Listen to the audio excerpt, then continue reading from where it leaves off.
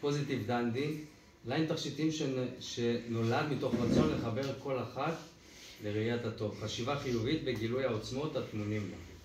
דנדי היא לא רק מייסדת ליין התכשיטים, אלא גם מרצת סיפור חיים על הכוח של המילים והשפעתם העצומה על חיים.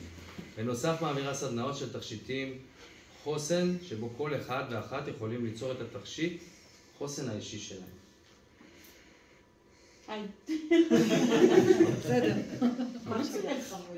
אז בואי תגידי לי, מה התכשיט הכי נמכר שלך ולמה לדעתך? אוקיי, אז התכשיט הכי נמכר זה בדיוק התכשיט שעליי. זה בעצם הצמידי ליפוף שהם לא גסים מדי, לא עדינים מדי, אבל המסר, שזה מה שחשוב, שהכי נמכר, זה יש לי את הכוח. וזה מסר שמדבר לכל אחד ואחת, כמעט בכל סיטואציה אפשרית. בין אם זה ביום יום לקום מהמיטה כשנורא קר, לבין אם זה כשיש איזה משבר עם הילדים מאוד מאוד גדול, לבין אם זה לקום ולדעת שאנחנו חיים במדינה מורכבת שנקראת ישראל. אז זה בדיוק התכשיט הזה, זה בדיוק המסר הזה, ואני מאחלת לכולנו לזכור כל הזמן שיש לנו את הכוח. אז ספרי לנו על מקרה שתכשיט ממש עזר למישהו, ואיך? זה סיפור על מקרה, אני אספר לכם מקרה מצחיק נורא.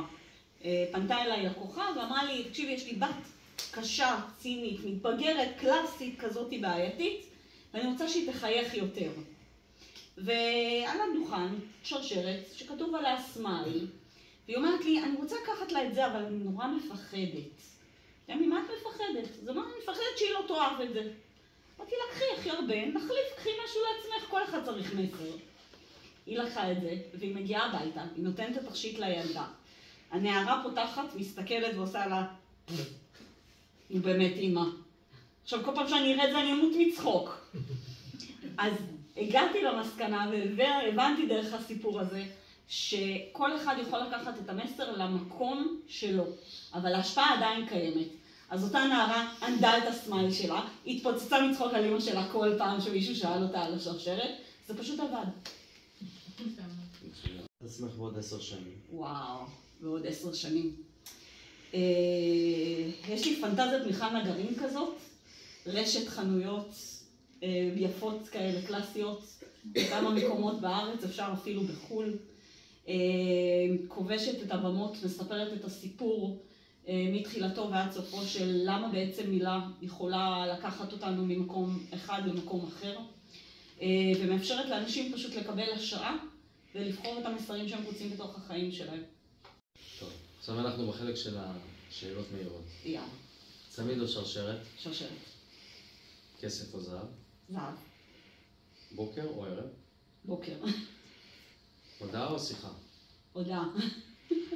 אשראי או מזומן? מזומן. חתול או כלב? כלב, ברור שכלב. כחול לבן או ייצור בסין? כחול לבן, ברור כחול לבן. פרי או ממתק? ממתק.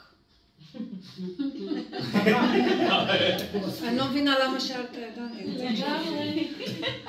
תודה רבה. תודה לך. היה לי תענוג.